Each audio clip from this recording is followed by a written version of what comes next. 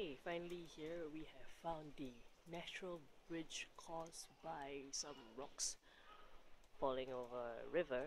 Behind me is actually a wall filled, limestone wall filled with glowworms.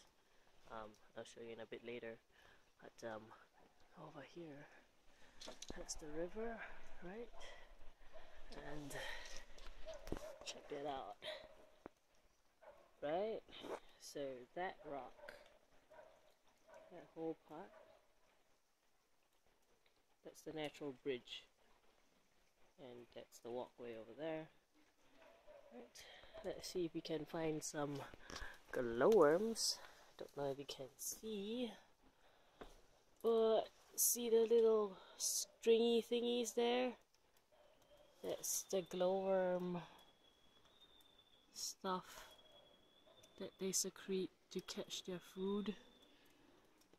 And basically those enzymes are used to digest their food, and they have no butthole, so their food turns into that luminescent thing that we see as glowworms.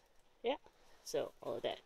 Now, okay, let's head over to the natural bridge. Alright, check that out, guys.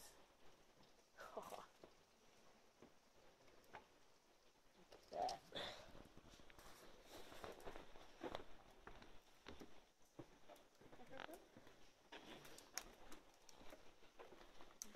It's there. And Cabezal is over there checking stuff out. I'm kinda sorta under the bridge-ish. This is so cool. The river. What is there? And imagine this place at night, man. Full of glowworms. So this is the Mangapohue natural bridge, right?